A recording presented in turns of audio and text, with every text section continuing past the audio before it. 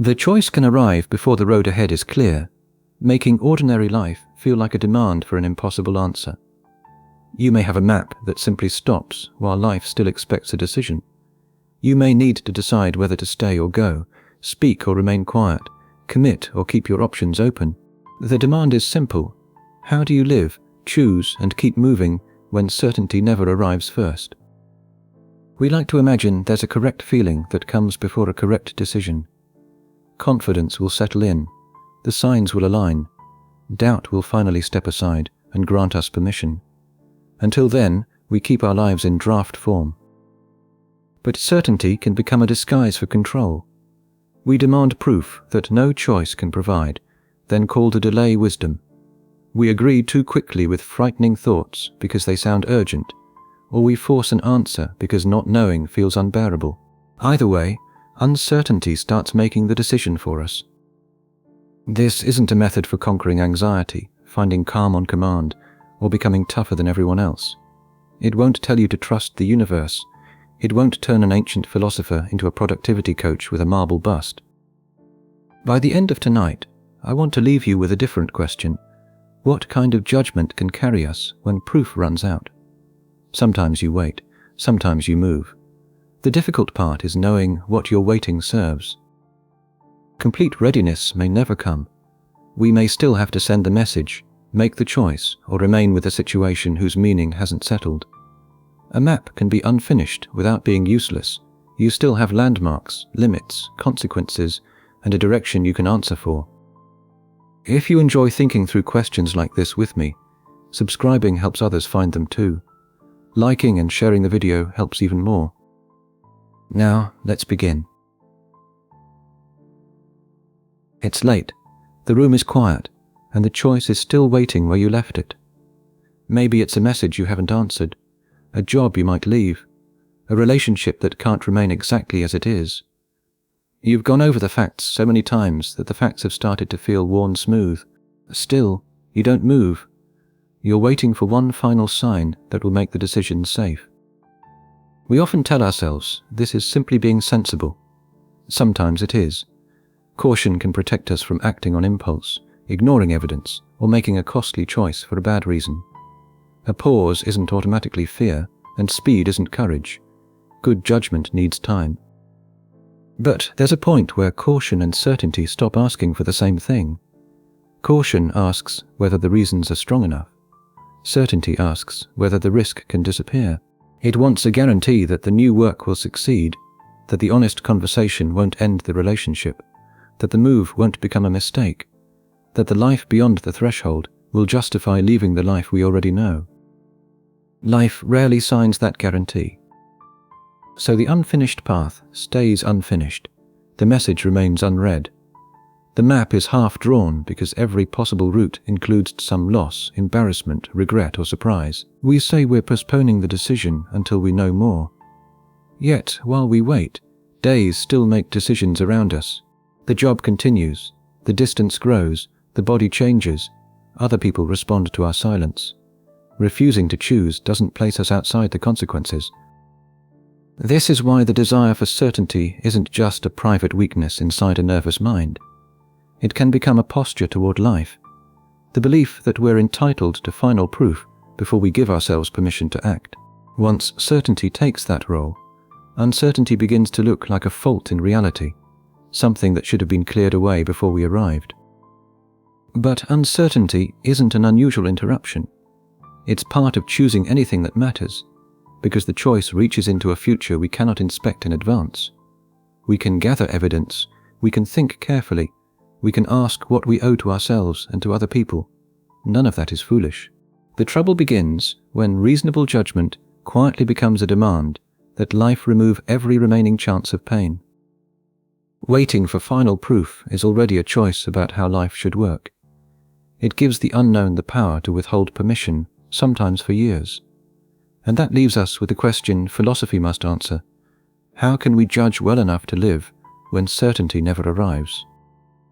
Philosophers who study certainty make a useful distinction here. To be certain is more than having good reasons. It is to be free from the possibility of error. The Stanford Encyclopedia of Philosophy treats certainty as a demanding standard, stronger than ordinary justified belief. That standard makes sense in some settings. If a bridge may collapse, if a diagnosis is unclear, or if another person could be harmed, more checking may be exactly what good judgment requires. But most of life does not offer proof that leaves no room for error. You can read the message again and still misunderstand it. You can study the half-drawn map and still take a wrong turn. You can know someone well and still be surprised by them. If complete certainty becomes the price of movement, the unfinished path stays unfinished for a reason no amount of thought can finally solve. That changes the problem. The issue is no longer just how anxious you feel. It is who or what gets to grant permission for your life to continue. We often imagine we are postponing a decision until the evidence becomes decisive. Sometimes we are, but sometimes the postponement carries a hidden rule. I may act only when reality guarantees that I will not regret it. That is why caution deserves respect without being handed unlimited authority. Some pauses protect us, some protect other people, some give a confused mind time to settle. Yet a pause can also become a quiet arrangement with the unknown. Until you promise not to hurt me, I will remain here. The awkward part is that the unknown never signs that agreement. The unread message remains unread. The room stays quiet. And while nothing appears to happen, a choice is still being made. So the usable distinction is not between brave people who move and fearful people who wait. It is between waiting for reasons and waiting for immunity. Reasons can guide a life. Immunity from disappointment, error and loss cannot be its entry requirement. We still have to judge carefully. We just stop asking judgment to perform the impossible task of turning a human future into a guaranteed one. You know the feeling at 2 a.m. The room is quiet, your phone is face down, and the choice is still sitting there. Maybe it's a message you haven't answered, a job you might leave, a conversation that could change a relationship. You've thought about it carefully, then carefully again, yet some final permission still seems to be missing. There are good reasons to pause. You may need more information. Someone else may be affected. The cost of being wrong may be serious. Caution can be a form of respect for reality, and rushing can be just another way of escaping discomfort. None of this means that every hesitation is fear wearing sensible clothes. The Stanford Encyclopedia of Philosophy describes certainty as a particularly strong kind of epistemic standing, stronger than simply having good reason to believe something. In ordinary life, though, we often treat that rare standard as if it should govern every important move. We want the future to arrive with the authority of a proven fact. It can't. This doesn't make action automatically wise. Sending the message may be a mistake. Leaving may be premature. Staying may be the harder and better choice. The point is smaller and less flattering. Refusing to decide until the final proof arrives does not place you outside the decision. It gives delay control of the outcome. That changes how you lie awake with a choice. Instead of asking, "How do I know this cannot go wrong?" you can ask, "What do I know? What could I reasonably learn? And what am I demanding that no decision could ever give me?" The first 2 questions improve judgment. The third exposes a hidden condition placed on life itself. You may still wait, but now the waiting has a reason you can name, rather than a vague hope that tomorrow will deliver immunity. And if you act, you aren't declaring yourself fearless or certain. You're accepting that judgment has to work before the map is finished. The unfinished path remains unfinished. What changes is who has permission to take the next step. Yet one consequence remains. If certainty no longer decides when life may continue, we still need some honest way to tell responsible patience from a life quietly being postponed. An unread message glows on your phone while the rest of the room stays quiet.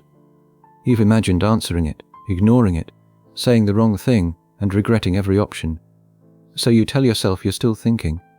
One more night, one more conversation, one more clue that makes the right move obvious. Sometimes that pause is wise. A medical choice may need another opinion. A contract deserves careful reading. A serious accusation needs facts, not instinct dressed up as confidence. Better information can change a decision. Careful thought isn't cowardice. But another kind of waiting looks almost identical. You gather facts that no longer affect the choice. You replay the same possibilities. You ask friends until someone gives you the answer you wanted. The search continues, but your judgment isn't getting sharper. You're trying to make the risk disappear. This is where control shows another face. We usually think control means command, arranging the future, forcing an outcome, making events obey us. Yet, what we often want is quieter. We want protection from the cost of being wrong. Maybe you're considering leaving a job. Research can tell you what another role pays, or whether you can manage the gap. It can't prove that you won't miss the people, regret the timing, or wonder 6 months later whether staying might have led somewhere better. Those aren't missing facts. They're part of choosing. Facts can improve judgment.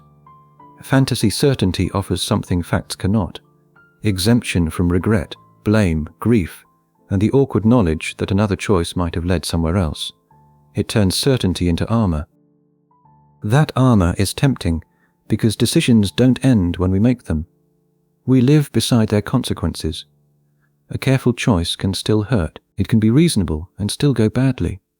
It can even be the best choice available, then become the choice we wish we hadn't made. So the demand beneath control isn't simply, how do I get the outcome I want? It's, how do I act without paying the price of being human? No amount of information can satisfy that demand. If control is armor against risk and regret, how do we tell when caution serves judgment, and when it only protects us from the fact that every real choice leaves us exposed? You can feel the difference in ordinary moments. There's an unread message on your phone, and you already know the likely meaning. Still, you reread the last conversation. You check the time it was sent. You study the punctuation, as if one more clue might let you answer without risking embarrassment. At first, this is sensible. Context matters. Then the search quietly changes jobs. You're no longer trying to understand the message. You're trying to guarantee that your reply won't leave you feeling foolish. Research on control fantasies often describes certainty this way, as armor. We don't only want power over what happens, we want protection from the cost of being wrong. That changes how we should think about the urge to gather more information. Sometimes we genuinely need more evidence. A medical decision, a contract, a serious accusation, or a choice that affects other people deserves careful thought. Uncertainty is not a command to become reckless. And that's why we can keep researching after the useful part is over. We compare another option, ask one more person, rehearse one more version of the conversation. Each step looks responsible on its own. Together, they may be doing something else, postponing the moment when we become answerable for a choice. This is especially easy to miss because caution has such a respectable face. I need more facts sounds wiser than I don't want to risk regret, and sometimes it is wiser. The distinction appears in what you expect the next fact to do. Will it materially change the decision, or are you asking it to remove the possibility that the decision could hurt? Once you notice that, control becomes easier to read. The unfinished path is not always evidence that you have failed to prepare. The quiet room is not always demanding another hour of thought. Sometimes the missing certainty is simply the part no choice can contain in advance. You can still look carefully. You can still wait when waiting is justified. But you no longer have to pretend that perfect preparation will grant immunity from consequence. The usable line is modest. Gather what helps you judge, then notice when gathering has become a way of hiding from exposure. This matters because some decisions genuinely do need more evidence. If you're choosing a treatment, signing a contract, leaving a job, or deciding whether someone is safe, careful thought isn't cowardice. Waiting can be wise. Checking can be responsible. A philosophy that treats every hesitation as fear will make you reckless, not free. This becomes visible when an unread message sits on your phone. The words already seem clear. You've rewritten it 6 times. Perhaps another hour will help you choose kinder words. Perhaps it will stop you from sending anything that might alter the relationship. Those are not the same task. though they can look identical from the outside. The same thing happens when you're considering whether to leave, commit, forgive, or begin. You imagine the future version of yourself looking back with painful clarity. That imagined person knows what happened, so you quietly demand that your present self should know it too. An unfair arrangement. Of course the future will have more evidence.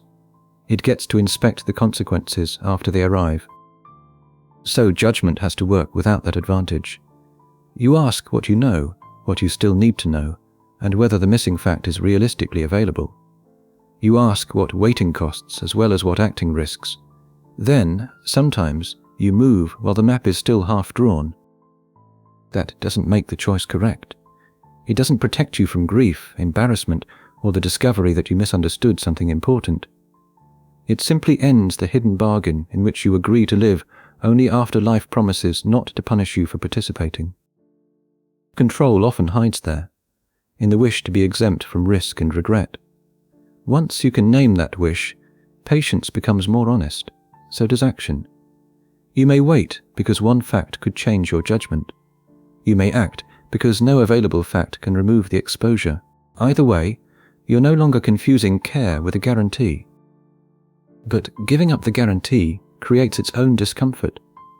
If certainty can't carry responsibility for us, then we have to decide what kind of person will carry it when the outcome remains unknown.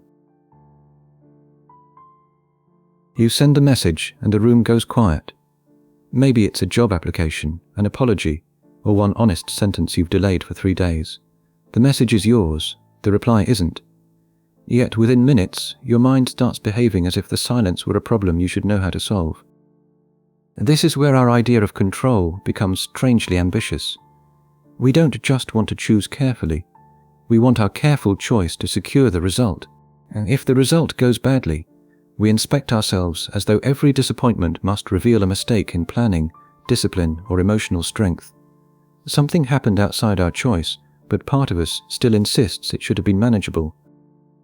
Stoicism is often sold as a way to expand control. Master your thoughts, master your emotions, become unshaken. Epictetus begins somewhere less flattering and more useful. He narrows the field. In the Enchiridion, he separates what is up to us from what is not. Our judgments, desires, aversions, and choices belong on one side. Our bodies, possessions, reputations, and positions do not belong to us in the same complete way. That doesn't mean your health is unreal, your work is meaningless, or another person's answer shouldn't affect you. Externals matter. Sometimes they matter terribly. The point is that caring about something doesn't place it under your command. Even what is up to us is harder than the phrase makes it sound. You can't simply order yourself not to feel fear, grief, anger, or embarrassment. An impression arrives. The unread message means rejection. The meeting went badly. This pain will ruin everything. The Stoic task begins in how you receive and judge that impression, and in what you choose from there.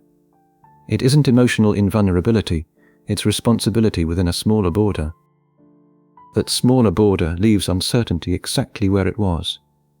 The reply may still hurt. The body may still fail. Other people remain gloriously inconvenient.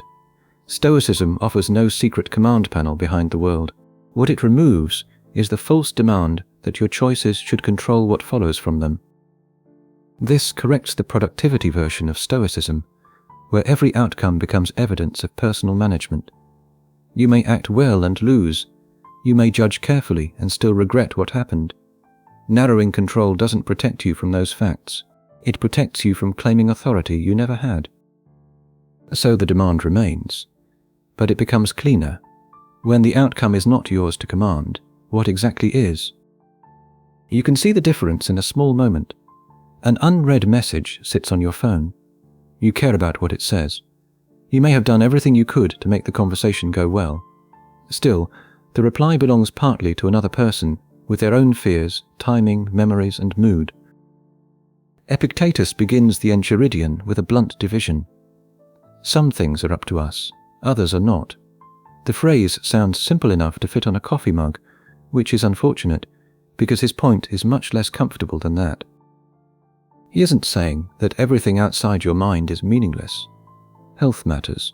Money matters, reputation, friendship, safety, and the actions of other people can change your life. Stoicism doesn't ask you to pretend otherwise. It asks you to stop calling these things yours in the sense of full command. What is yours is narrower.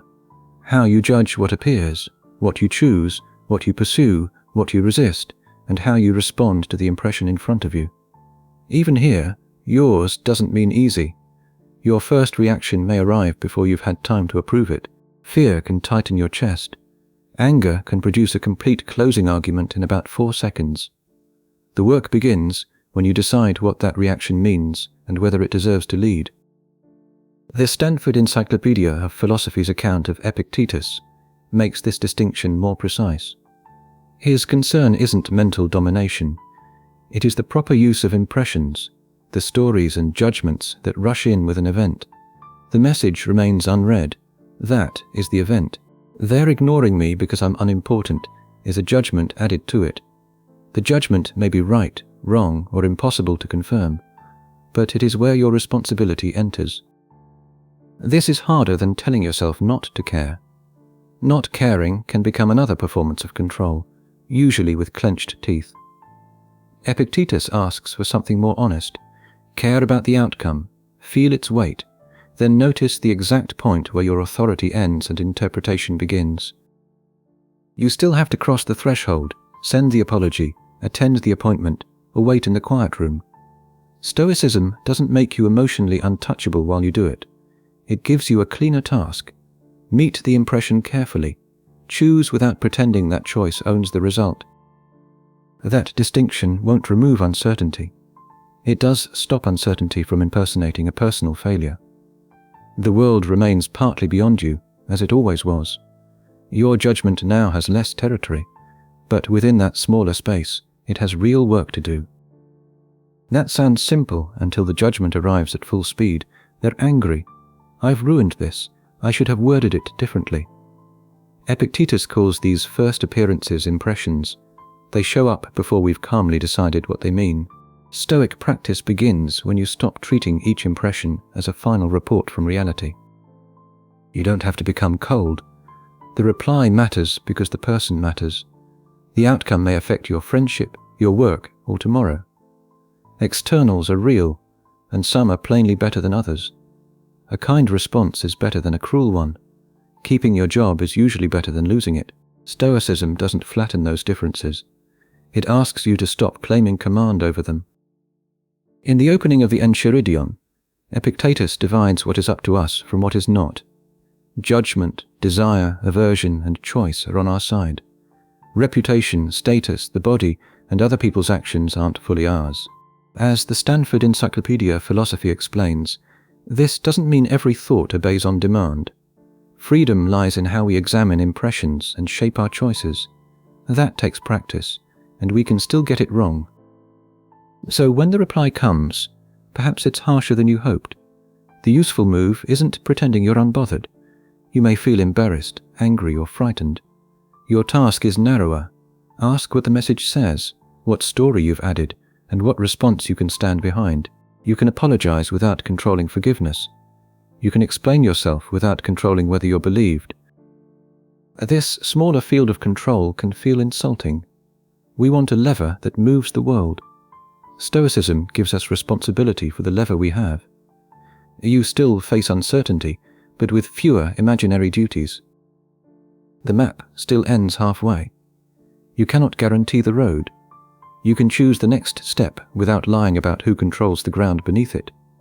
And if outcomes cannot prove that you chose well, then success and failure can no longer be the only measures of a life. You send a message, and the reply doesn't come. An hour passes, then 3. By midnight, the silence has acquired a tone, a motive, and a complete explanation. They're angry. You said too much. Something has changed. Nothing has happened in the room, but your mind is already living inside a verdict. We do this with faces, delays, aches, meetings, and unfinished plans. A manager pauses before answering, and the pause feels like evidence. Someone looks away, and their expression seems to contain the whole future of the relationship. A strange sensation appears in your body, and within seconds you're mentally standing in a doctor's office hearing terrible news. The first meaning arrives so quickly that it doesn't feel like an interpretation. It feels like reality reporting itself. That distinction is easy to miss because the two can happen almost together. You see the unread message and feel rejected. You hear uncertainty in someone's voice and assume the decision has already gone against you. The feeling is real. The conclusion may still be unproven. Stoicism doesn't ask you to pretend the fear never appeared, or to replace every dark thought with a cheerful one. You cannot always choose your first reaction, especially when the stakes are personal and your body is already braced for danger. But uncertainty changes when you stop treating every first impression as an authorized account of the world. A first reaction can produce a warning without that warning becoming a fact. It can offer a prediction without earning the status of a verdict. This isn't positive thinking. It's a refusal to grant more authority than the evidence deserves. That matters because we often suffer two events at once: what has actually happened and the future our interpretation has rushed forward to create. The delayed reply is one event. The imagined rejection is another. They may eventually meet. For now, they are not the same. So the demand is no longer only that life withholds answers. It is that we hate the empty space and fill it fast, then forgets that it was the one holding the pen. If an appearance can arrive before we endorse it as true, final, or catastrophic, what would it mean to meet that first impression without immediately signing it into authority? The Stoics had a precise way of describing this small gap. An impression arrives, and then we give or withhold assent. In plain language, something appears to be true, and then we endorse it. Epictetus kept returning to this distinction because he knew how quickly the two can blur. We feel the first impact and assume the verdict has already been delivered. Assent is the further movement. It's the moment when something may be wrong becomes something is wrong. Then I know what this means, and perhaps within seconds this always happens to me. We have taken a first impression and signed beneath it, not because the evidence became stronger, but because uncertainty became unbearable. This is why assent matters. It separates having a thought from appointing that thought as judge. You can feel the force of an impression without treating its force as proof. Fear can be present without becoming a reliable witness. A thought can sound certain without having earned certainty. Even a familiar interpretation, one that has been right before, is still an interpretation now. That doesn't give us instant control. You can't always talk your body out of alarm, and you can't rewrite the first meaning before it appears. Sometimes the fear stays in the room, sometimes it's loud. The usable freedom is smaller and more honest. The unfinished path can remain unfinished for a little longer. You don't have to label it a dead end just because you can't yet see where it goes. So when a first reaction presents a verdict, we can meet it as an appearance first. This feels like rejection is different from I have been rejected. I can't see the way forward is different from there is no way forward. That small change doesn't make the situation pleasant. It keeps uncertainty from borrowing the authority of fact. The Stoic distinction gives us somewhere to stand before certainty arrives. We may not choose the first knock at the door. We still have some say over which impressions we invite in, seat at the table, and allow to speak for the whole house. That sounds manageable in a quiet room. It gets harder when the unread message has been sitting there for 6 hours, or someone's face changes halfway through a conversation. Before you've had time to think, your body reacts, your stomach tightens, you replay the last thing you said. By the time you're alone, a moment of silence has become a complete story about what they think of you and what happens next. The Stoics weren't asking us to prevent that first reaction. Epictetus knew that impressions arrive with force. An immediate reading appears of the moment, often before we can examine it. Assent comes after. It's the point where we accept that reading, treat it as accurate, and begin acting from it. That gap may be brief, and under fear or exhaustion it may be very difficult to use. Still, it matters. You might notice that you're reading a delayed reply as anger. You might realize that one awkward expression has become evidence that the whole relationship is in trouble. Nothing has been solved. The message is still unread. The other person may actually be upset. But you no longer have to treat your first interpretation as the verdict before any evidence arrives. There's an obvious danger here. Someone could use this idea to dismiss real warning signs, tolerate harmful behavior, or blame themselves for feeling afraid. And that isn't what the distinction supports. Pausing before assent doesn't mean insisting that everything is fine. It means letting the evidence earn the conclusion. Sometimes the evidence will confirm that something is wrong, and then clear judgment helps you respond. Fear can be present without being appointed judge, witness, and jury. Picture a half-drawn map on a table. The blank part isn't proof that the road ends. It's simply the part you haven't mapped. We do this badly in ordinary life because uncertainty feels unfinished, and we hate leaving a shape open, so it completes the picture with whatever fear can supply. What changes is modest but useful. You gain a little room to wait, ask, check, or choose an action that fits what you know rather than what you dread. You may still feel the first shock. You may still get it wrong, but uncertainty loses some of its power when it can't pass every appearance off as settled fact. And that leaves a harder consequence. If we stop pretending the future has already delivered its verdict, we're left standing at the threshold without a guarantee. The next problem is how to act when patience gives us no certainty, only a clearer view of what remains unknown. You can make a careful judgment and still find yourself in a quiet room, staring at an unread message, wishing life would hold still for 5 minutes. Long enough to know whether the relationship is changing, whether the new pain means something, whether the work you've built is secure, whether the choice in front of you will look wise 6 months from now. We often treat uncertainty as a problem we should be able to solve. If we were calmer, sharper, less emotional, perhaps the right answer would become obvious. Sometimes it does. Better judgment can correct a frightened guess. It can separate what happened from what we imagined.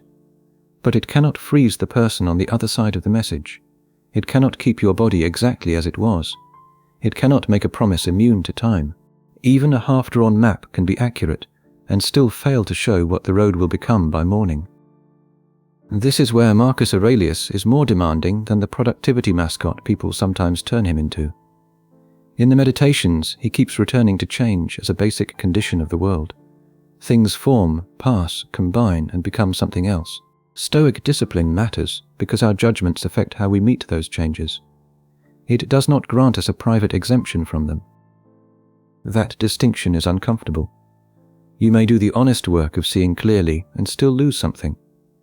You may understand another person's reasons and still watch the relationship take a form you didn't choose. Clear judgment can remove an invented disaster, but it cannot guarantee that no real loss is coming. The uncertainty isn't always hiding in your lack of knowledge. Some of it belongs to change itself. Marcus sometimes uses the scale of nature and time to loosen our grip on the demand that events obey us. That wider view can humble the demand. It shouldn't erase the cost. A life may be small against centuries and still matter completely to the person living it. The empty chair remains empty. The message still has to be opened. The threshold still has to be crossed. So the demand changes. We're no longer asking only whether our impression is accurate.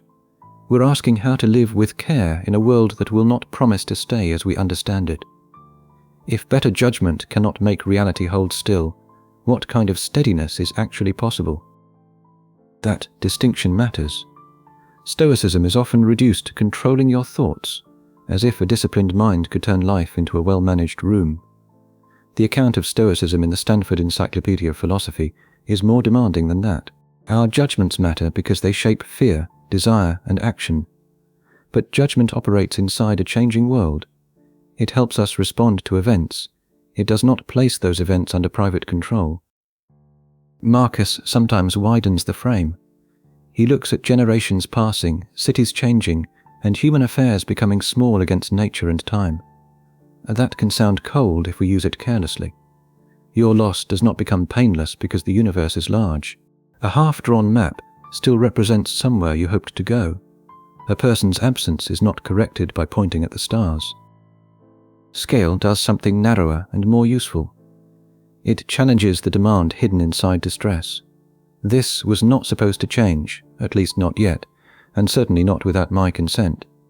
Seen from a wider frame, that demand becomes difficult to defend.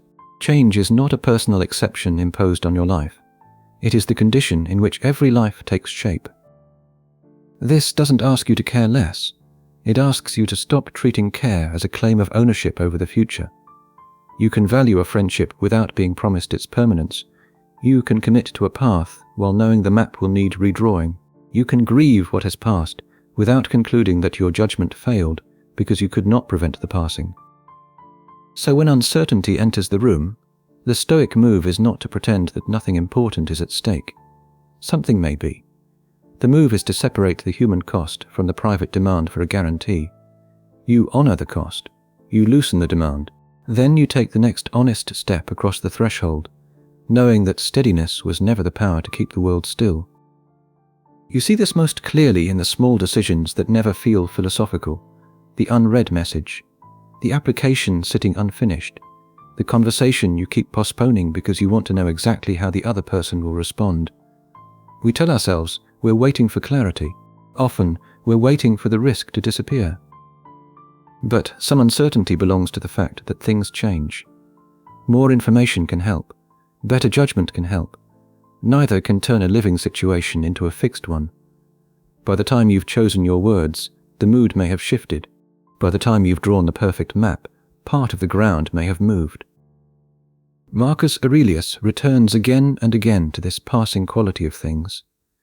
In the Meditations, the point isn't that your choices are meaningless. It's that no private wish gets to suspend change. Stoic discipline, as the tradition is usually understood, concerns how you judge and respond within that movement. It doesn't grant control over the movement itself. That distinction matters because the idea can be abused. Someone can point to the vastness of time, call your loss small, and congratulate themselves for being wise. That isn't perspective. It's distance used as an excuse. A wider scale can humble the demand that events obey us, but it doesn't erase what events cost. The empty chair is still empty, the friendship still ended, the quiet room doesn't become painless because an emperor once wrote about change. So the ordinary test is gentler and harder. Can you act without pretending that action buys certainty? Can you send the message because honesty is due, not because honesty guarantees the reply you want? Can you continue along an unfinished path, while accepting that commitment and prediction are different things? This doesn't make you passive. It may make the action cleaner. You stop spending so much strength trying to secure the emotional outcome in advance. You apologize without controlling whether you're forgiven. You choose without demanding that the choice protect you from regret. You wait when waiting is appropriate, but you no longer call fear patience just because it sits quietly. Even disciplined judgment meets a world that exceeds private guarantees. That's not a failure of discipline. It's the condition under which discipline has any meaning at all. And once you accept that, a harder consequence appears. If no choice can secure the future completely, then you still need some reason to choose one path over another. The world won't hold still and certify the answer for you. Something else must tell you what deserves your commitment, while the map is still incomplete. So you press harder. You send another message because the unread one is unbearable. You revise the plan because an unfinished map feels like proof you're falling behind. You push for an answer tonight, though the other person has gone quiet and your thoughts are circling. If this matters, surely you should do more. That assumption follows us everywhere. Serious people take control. They settle the decision, fix the relationship, complete the plan, and force uncertainty into something manageable. Effort becomes proof that we care. Pressure proves we're not giving up. Sometimes pressure is exactly what a situation needs. A difficult conversation won't begin itself. Work still has to be done. A body needs training, a promise needs keeping, and an avoidable problem doesn't become wise because we leave it alone. Trouble begins when action stops responding to what's there and starts trying to dominate it. You can feel the change. You're no longer listening during the conversation. You're steering it toward the answer you need. You're no longer improving the plan. You're revising it to escape the discomfort of acting without certainty. You're no longer asking what your body can do today. You're punishing it for missing an image in your head. The effort may look disciplined. Inside, it has become anxious control. We usually imagine two choices: take control or do nothing. But you can act without overpowering conditions. You can speak clearly without forcing agreement. You can prepare carefully without demanding a guaranteed result. You can make the next honest move while leaving reality room to answer. This isn't trust the universe advice.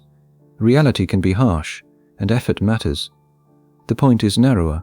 Some pressure deforms the life it tries to secure.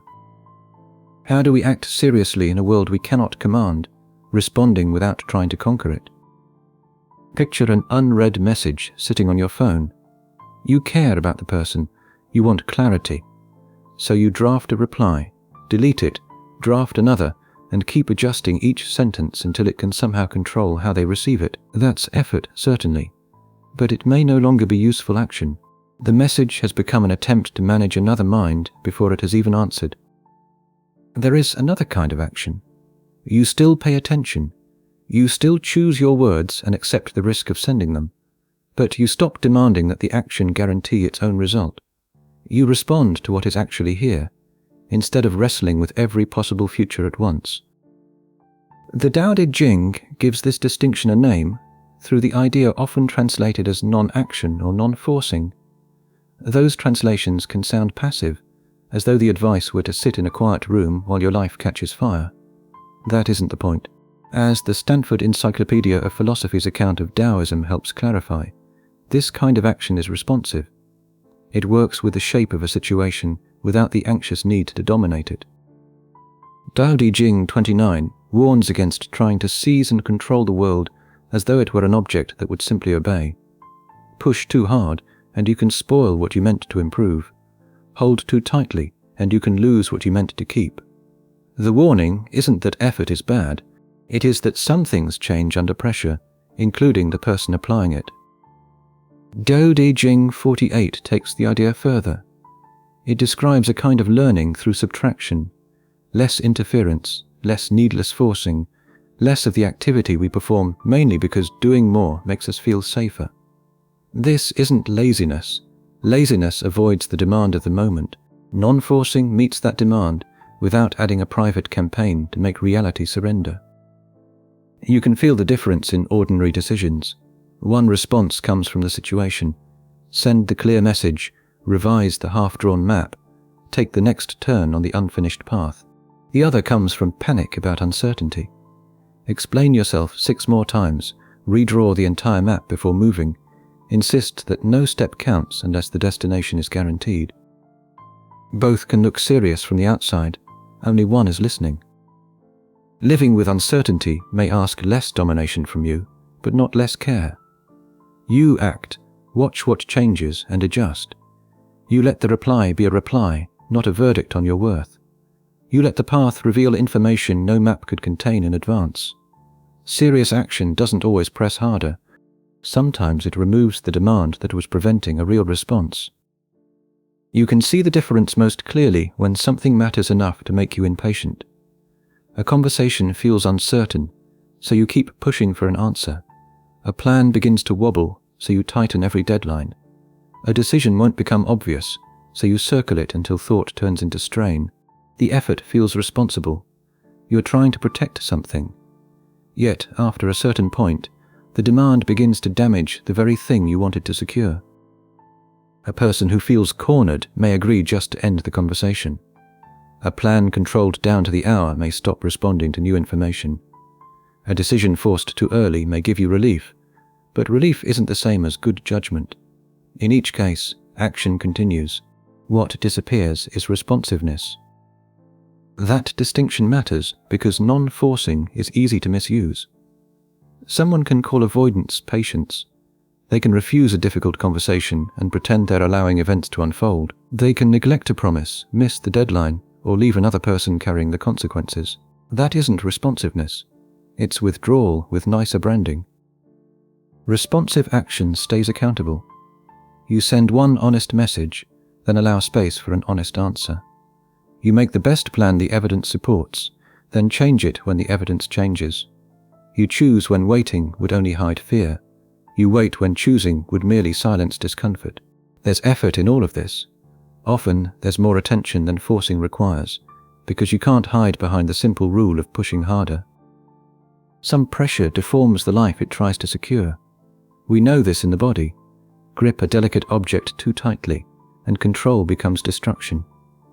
Human situations can work the same way.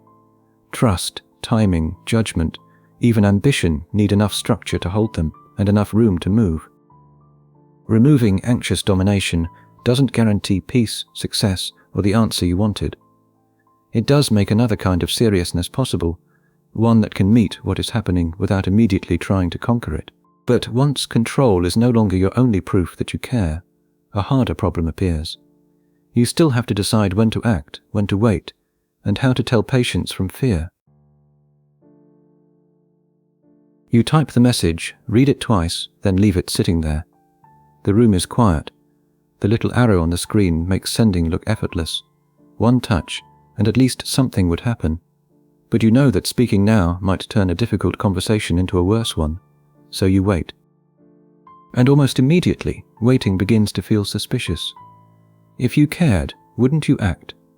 If you were brave, wouldn't you say the thing, make the call, demand an answer, choose a direction? We've learned to treat motion as proof of courage. Stillness looks like fear wearing respectable clothes. As sometimes it is. We can call it patience when we're really avoiding a choice that has already become clear.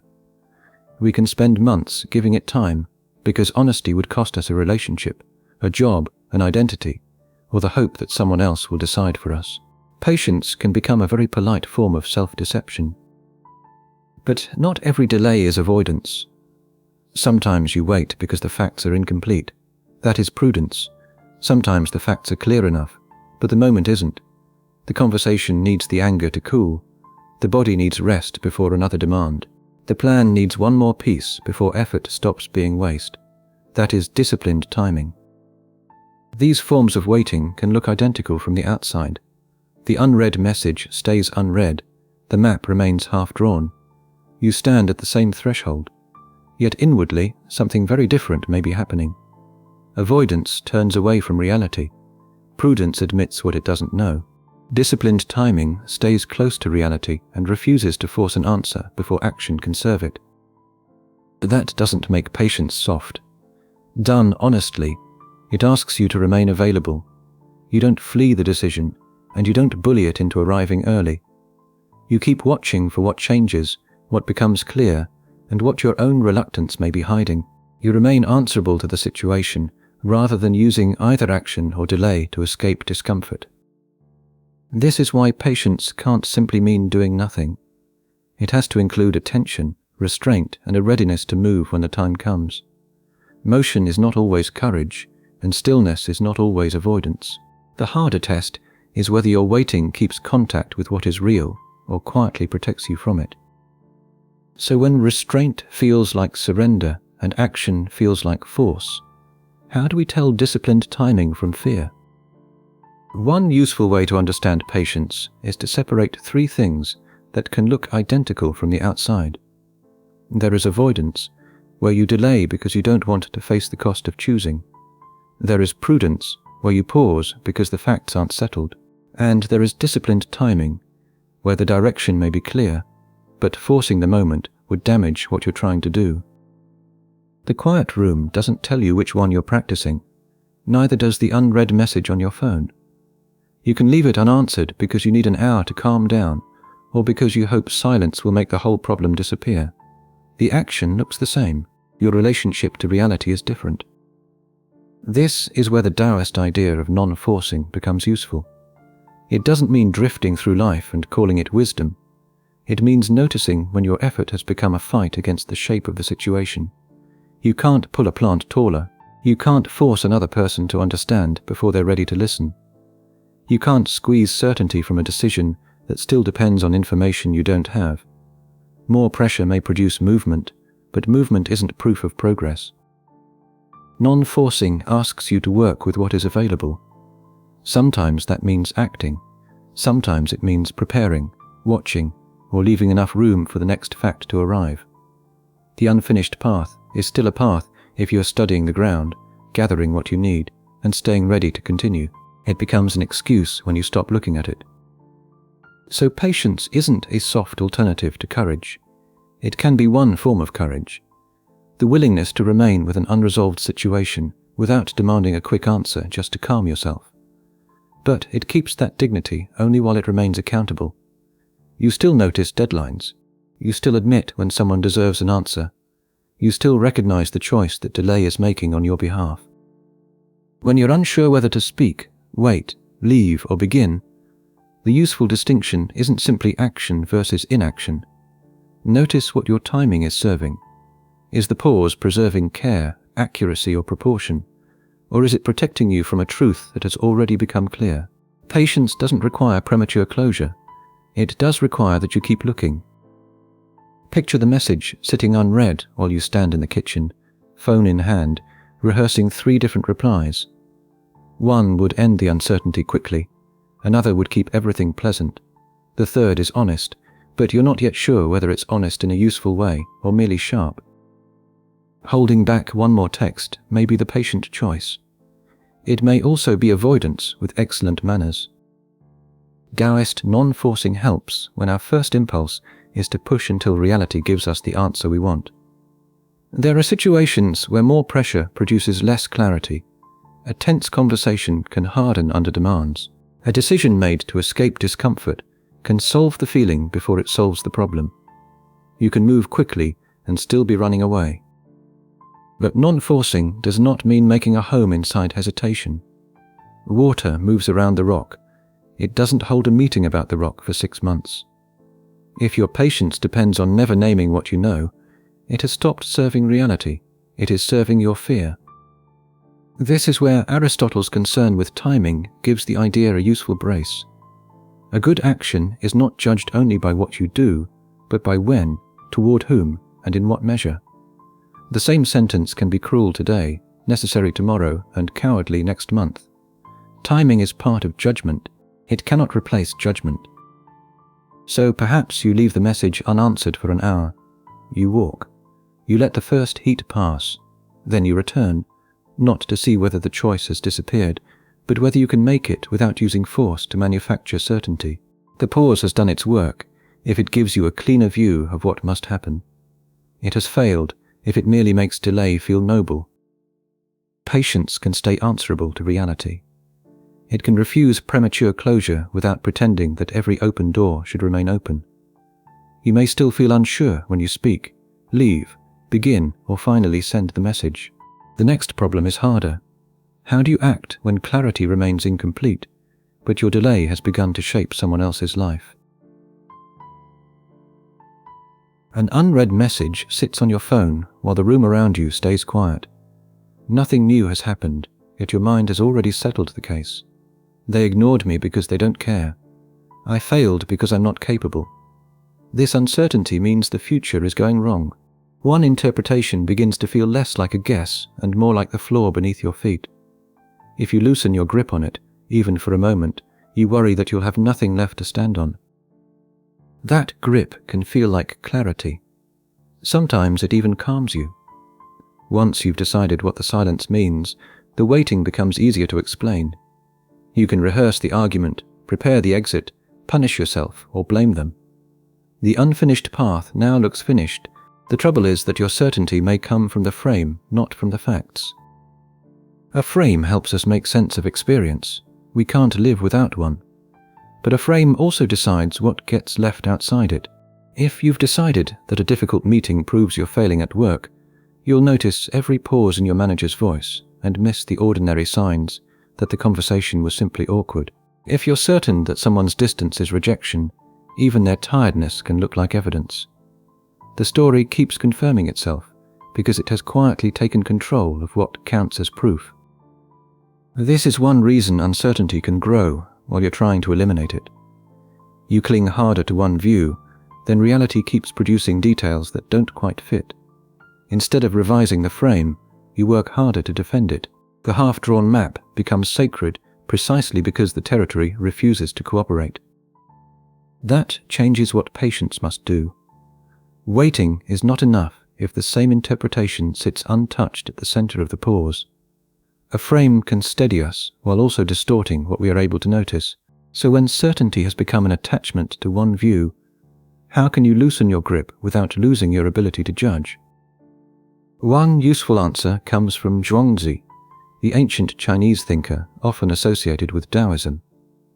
In the account discussed by the Stanford Encyclopedia of Philosophy, his looseness isn't indecision. It's a kind of responsiveness. You stop demanding that reality obey the categories you brought into the room, so you can notice what the situation now requires. That sounds abstract until you're standing beside something unfinished. A path you thought would lead somewhere has disappeared into weeds. A message remains unread. The map in your head has a confident line drawn across a place you haven't actually seen. Most of us don't enjoy that gap. We rush to complete the picture, because even a painful explanation can feel better than an open one. Zhuangzi helps separate having a judgment from becoming trapped inside it. You can still decide that a promise was broken, a plan has failed, or a relationship is no longer safe. Loosening your view doesn't require you to call harm harmless. It means leaving enough room to see whether your first account contains assumptions, missing facts, or a role you've assigned yourself too quickly. Maybe the unread message means rejection. Maybe it means delay. Maybe the person is avoiding you. Those possibilities aren't equally likely, and you don't have to treat them as equal. But if you crown one possibility as fact before the evidence arrives, your body begins living inside a verdict. You rehearse the argument, you withdraw, you send the sharp reply. Soon the interpretation is producing consequences of its own. Responsiveness interrupts that chain. It lets you act on what you know while staying available to what you don't. That might mean setting a boundary without inventing a motive. It might mean changing a plan without declaring your whole life a failure. It might mean admitting that the half-drawn map is still useful, provided you stop mistaking the blank space for an error. This is harder than simply saying anything could happen. That sentence can become another way to avoid judgment. Zhuangzi's challenge is more precise.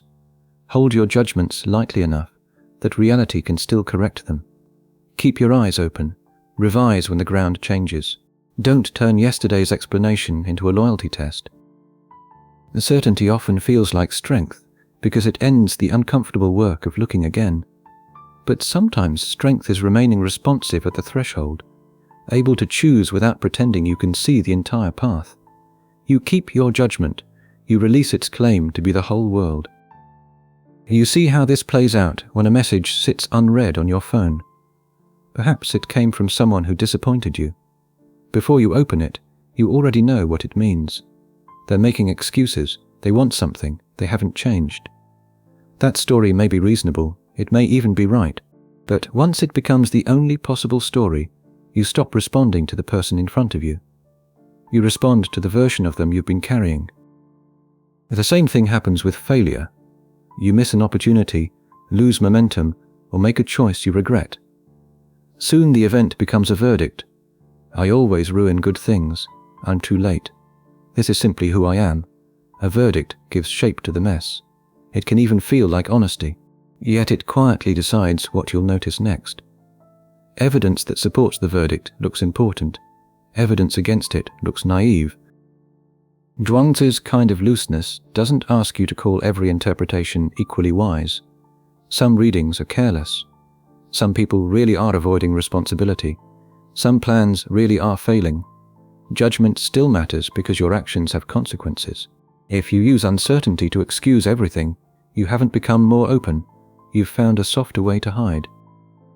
The useful shift is smaller.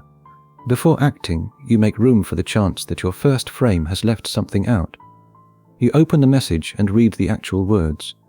You ask whether this mistake reveals a permanent limit or a skill you haven't built yet. You look at the quiet room and notice that solitude can be both painful and protective, depending on what you do inside it. This changes patience without turning you passive. It changes judgment by making it more responsive. You can set a boundary while admitting you don't fully understand someone's motives.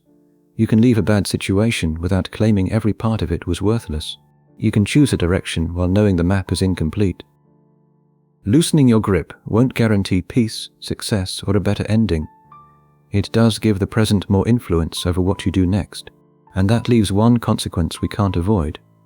If you're no longer obeying the old story automatically, you have to decide which story deserves your commitment now. You're awake in a quiet room, staring at an unread message. Part of you thinks the right reply will settle everything. You'll know where the relationship stands, what the other person meant, and what tomorrow is supposed to look like. Beneath the decision is a familiar hope. If you search carefully enough, the flaw beneath all this change will finally become visible. We often treat uncertainty as an interruption. The job becomes unstable. The body starts behaving differently. Someone's affection cools. A plan that seemed solid develops a crack. We call these uncertain times because we assume certainty is the normal condition, waiting for us somewhere beyond the current mess. But look closely at what we call stable. A relationship holds because two changing people keep meeting each other. A career holds because markets, institutions, health, skill, and luck continue to line up. Even the body you trust is carrying out thousands of processes you don't direct. Stability isn't a separate substance underneath change. It's a temporary pattern made from conditions that keep moving.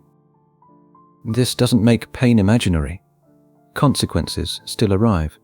The unread message can still end a relationship. The diagnosis can still alter a life. Losing a job can still threaten the rent. Structural instability is not a peace promise, and recognizing it is not a meditation trick that makes events harmless. It does remove one comforting mistake. We can stop imagining that everyone else has reached solid ground while we alone are standing on loose boards. Much of what looks settled from the outside is simply change, moving slowly enough to resemble permanence. So the demand becomes more exact. We aren't only trying to make good choices in an unpredictable world, we're trying to build lasting security from lives, bodies, relationships, and minds that exist through changing conditions. If no part of conditioned life can provide the permanent flaw we keep demanding from it, what kind of steadiness is actually possible? That last question can sound like an invitation to become detached, as though the sensible response is to care less, expect less, and retreat into a quiet room. But that would miss the point. The unfinished path still matters, so does the unread message. Choices still have consequences, and uncertainty doesn't excuse us from making them. The accounts surveyed in the Stanford Encyclopedia of Philosophy entries on the Buddha and on mind in Indian Buddhist philosophy offer a more precise way to understand the problem. What we call a person, a mind, or an experience depends on conditions. It takes shape through causes, contact, attention, memory, habits, the body, and the world around it. These accounts differ in important ways, and they shouldn't be compressed into one neat theory. But they challenge the idea that experience rests on an independent, permanent core that remains untouched while everything else changes. That matters when you're waiting at a threshold in your own life. You may think the distress comes entirely from not knowing which event will happen, whether the relationship will last, whether the work will pay off, whether the message will arrive. Yet the strain also comes from what you're asking the answer to provide. The hope is that one outcome will settle the person who receives it. A finished map seems to promise that the traveler will stop changing. But the traveler who reaches tomorrow will meet it with a different body, a different set of memories, and a mind already altered by the waiting. This doesn't mean there's no continuity or responsibility. It means continuity is made through connected conditions, not guaranteed by an unchanging owner hidden behind them. That distinction blocks an easy kind of comfort. Buddhist philosophy, used carefully here, isn't promising that once you understand instability, you'll feel peaceful. It isn't saying pain becomes unreal, loss stops costing anything, or consequences dissolve into perspective. And it isn't handing you a meditation lesson disguised as an argument. It changes where you look. Instead of treating uncertainty as a crack in an otherwise finished world, you begin to notice how often the world is still being made. In the conversation that changes a friendship, the habit that changes what catches your attention, the decision that changes which choices become available later. You still plan, you still commit, you still answer the message. You just stop asking those acts to freeze life in place. That's a usable distinction, even when it offers no relief. A choice can be worth making without becoming permanent ground. Steadiness, then, may begin with giving up the demand that anything conditioned must hold still before you can meet it honestly. You can feel this most clearly in the quiet room after you've made a decision. The message has been sent. The plan is half drawn. You've crossed one threshold, and now you wait for life to confirm that you chose correctly. Usually it doesn't. The reply is ambiguous. The result takes longer than expected. A new fact appears and changes the map. That claim can be overstated. It doesn't mean consequences are imaginary. It doesn't make every choice equal, excuse broken promises, or turn harm into a matter of perspective.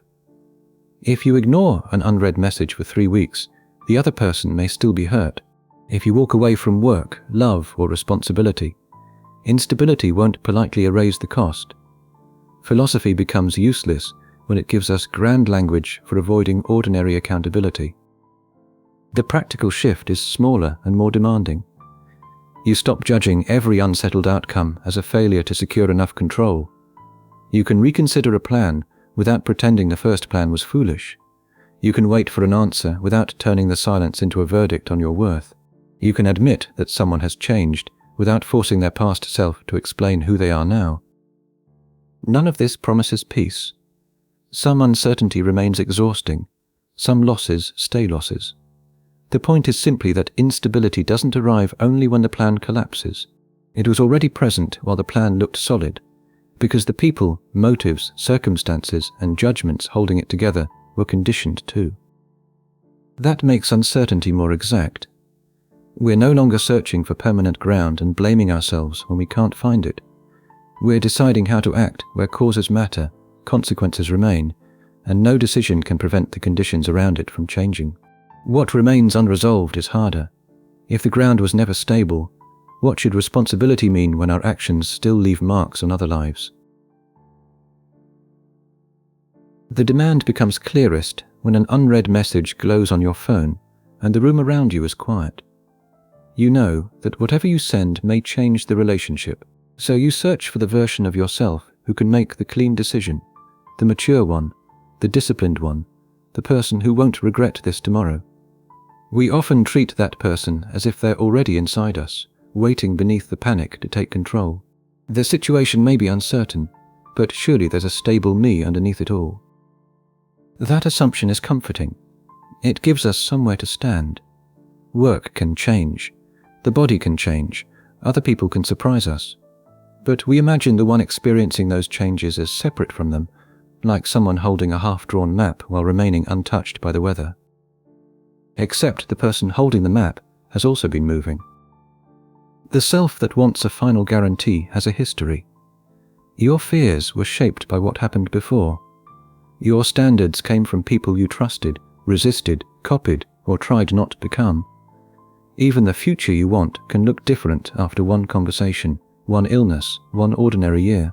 The one asking for certainty isn't a neutral observer above life. That person has conditions too. Early Buddhist thought puts pressure on the idea of a fixed self in exactly this way. What we call me isn't presented as one permanent core that remains unchanged while everything else passes around it. The body changes, feelings arise and fade, perceptions shift, habits and intentions develop, awareness depends on what is happening. None of this requires pretending that you don't exist, that your choices don't matter, or that an ordinary person is somehow an illusion. You still answer the message, you still keep promises, you still live with consequences. The challenge is narrower and more unsettling. We want to become the kind of person who can't be wounded by change, regret, or the future. Then we use that imagined future self to judge the person standing at the threshold now. But no final version steps outside the conditions that formed it.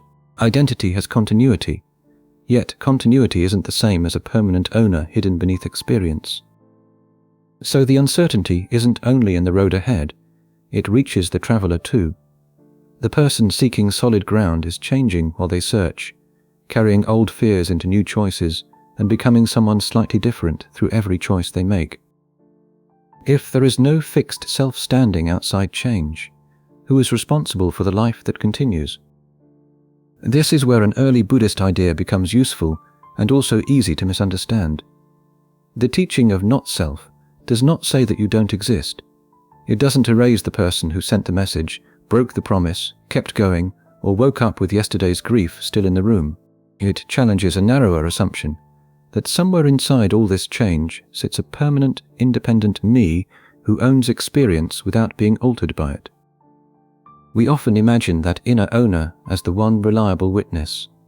The job changes, the relationship ends, the body ages, the plan is redrawn, but surely the person watching it all remains untouched.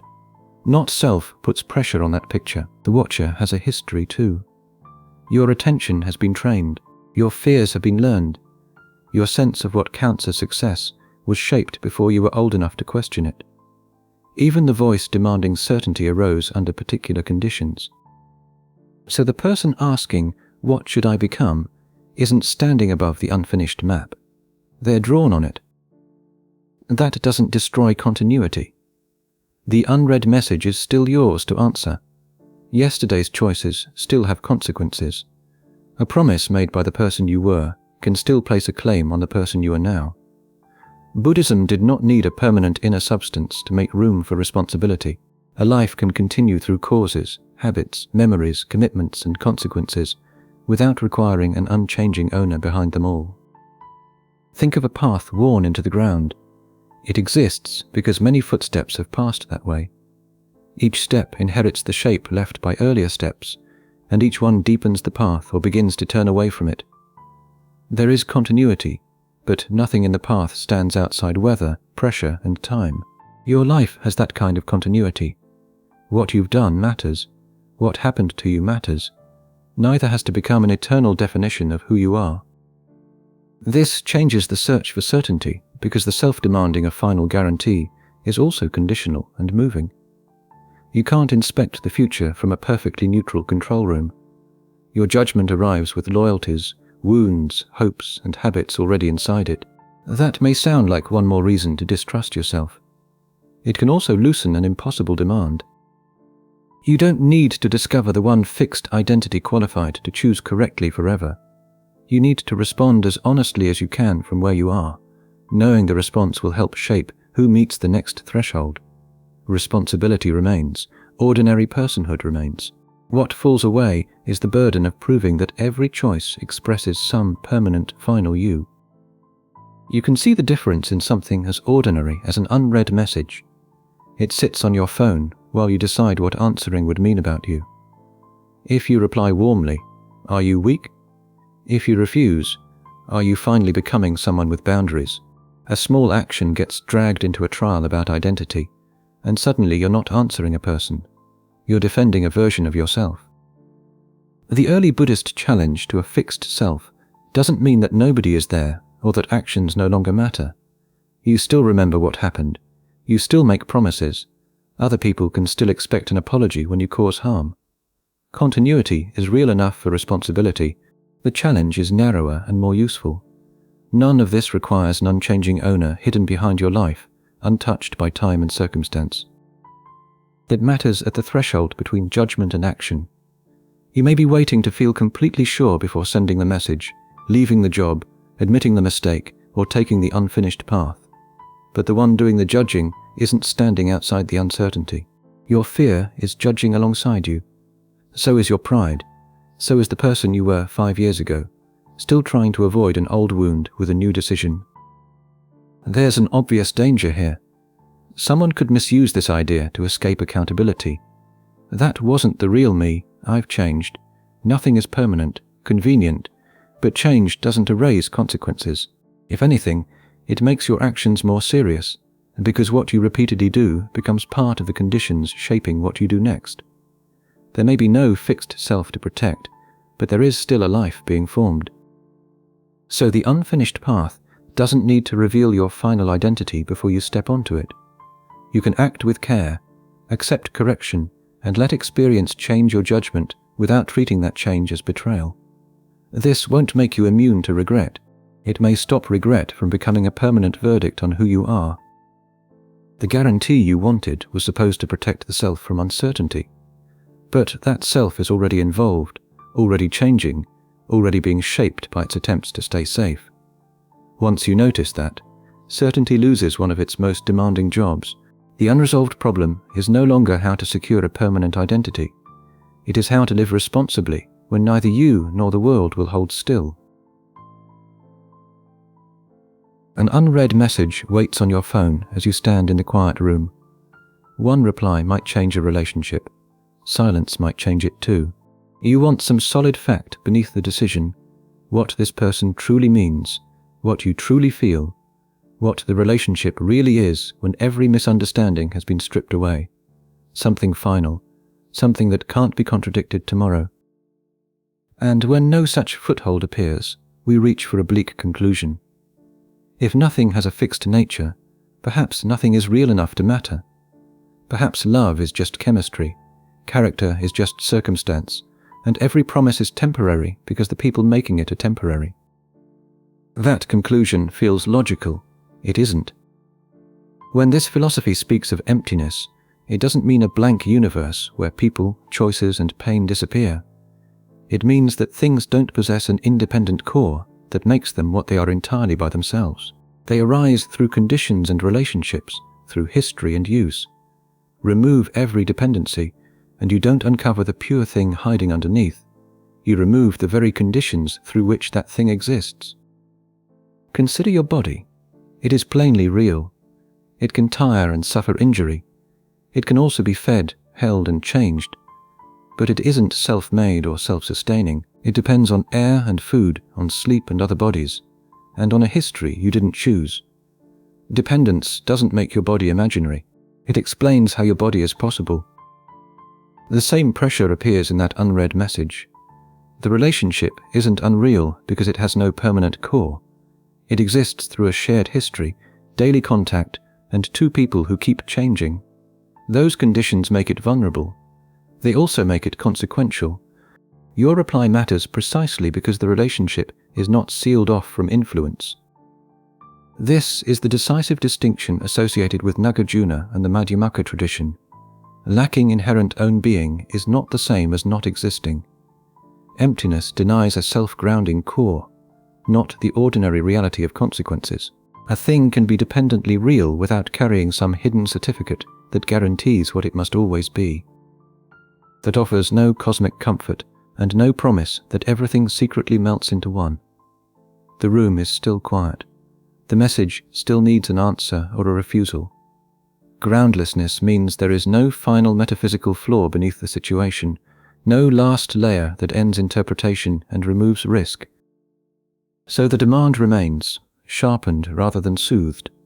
If nothing stands entirely on its own, how can anything be real enough for our choices to matter? That last worry sounds reasonable. We tend to think reality needs a solid core. The unread message must have one true meaning. The relationship must be either secure or broken. You must be the kind of person who answers now, or the kind who always runs away. Without a fixed answer underneath it all, the situation can seem too loose to matter.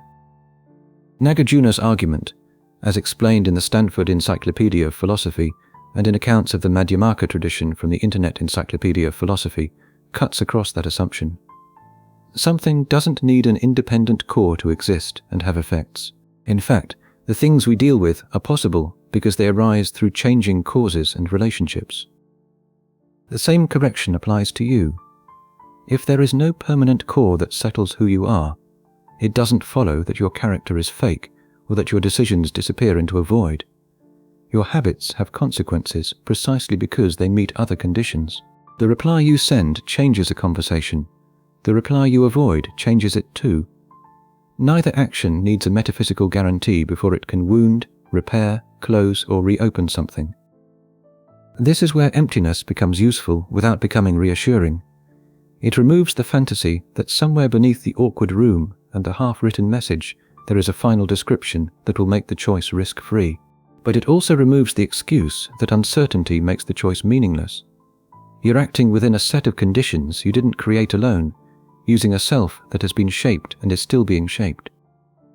So you don't have to pretend the situation is secretly stable. You can look at what is here, this history, these consequences, this person, this version of you, this moment before sending or deleting. None of them stands entirely on its own. All of them still count. The lack of a final foothold doesn't empty the world of weight. It places the weight back where we actually live, in relations, conditions, and choices whose meaning is real enough to change. You can feel the objection forming. If nothing has a fixed nature of its own, why answer the unread message? Why finish the path? Why trust any judgment when every judgment depends on conditions that may change? That worry is fair. Emptiness can be badly handled. It can become an elaborate excuse for avoiding commitment. Nothing is fixed, so nothing matters. Every view is partial, so no view deserves action. But that turns dependence into non-existence. Nagarjuna's argument, as explained in the Madhyamaka tradition, doesn't erase ordinary things. It challenges the idea that they carry an independent core beneath every change and relationship. The unread message exists. So does the hesitation in your hand. Both depend on causes, what was said before, what you fear will happen, the mood you're in, the history between two people, even whether you've slept. Independence doesn't make the message imaginary. It explains why it can hurt, why its meaning can shift, and why your reply may alter what comes after. We often want one thing that escapes these conditions, a final principle, a permanent identity, a reason nobody can contradict or take away. We hope it will settle the matter for us. Then we can act without exposure. But a reason with no dependence on context, language, memory, value, or consequence would tell us very little about this particular life. The wish for a perfect foundation can make us less responsive to what's actually happening. We wait for certainty while the room changes around us. So the practical shift is modest. You still judge, you still choose, you just stop asking those choices to prove they came from an untouchable place. You can revise a belief without treating your earlier self as a fraud. You can commit to someone without claiming the relationship as a permanent core. You can draw the next part of the map while admitting the map is incomplete. This won't guarantee patience, courage, or good decisions. The idea can still be used carelessly, and we can still mistake convenience for wisdom. Yet it gives us a more honest model. Things can be real through their conditions without containing some private core that ends uncertainty once and for all. The unfinished path remains unfinished. That doesn't make it nowhere. It means the next step matters precisely because the path isn't already secured beneath your feet. And once certainty is no longer the price of action, a harder consequence appears. If there's no fixed ground deciding for us, we have to ask what should guide a choice among all these changing conditions. An unread message sits on your phone while the room around you stays quiet. Someone is waiting for an answer. Maybe it's an apology you've delayed, a relationship you can't quite leave or fully choose, or a decision at work that will change more than you can predict. You've thought about it from every angle. You still don't know enough. It's easy to make uncertainty sound wise when nothing has to happen yet. You tell yourself that acting without certainty would be reckless, that choosing would be arbitrary, that giving an answer before you can prove it's right would somehow be dishonest. Sometimes that caution is justified. Some decisions need more time, more evidence, or a calmer mind. Uncertainty doesn't turn every impulse into courage, but delay isn't automatically honesty either. Waiting can become a way of avoiding the fact that life keeps asking things of us before the proof is complete. The message remains unread, but the relationship is still changing.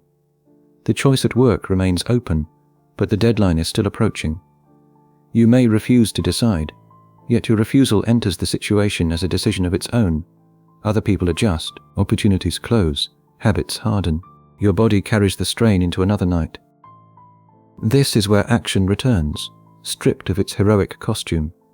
It doesn't come back as hustle, certainty, or a demand to force your way through doubt. It comes back because removing false guarantees doesn't remove responsibility. We still have to answer, choose, stay, leave, apologize, begin, or endure. We do these things with partial knowledge because partial knowledge is often all a human life provides. A lack of guarantees is not a lack of reasons. You may not know that an apology will be accepted, but you can still know that harm deserves acknowledgement. You may not know whether leaving will produce a better life, but you can still notice what staying is costing. Reasons don't need to become perfect predictions before they count. That makes uncertainty more demanding, not less. It takes away the fantasy that one final insight will choose for us.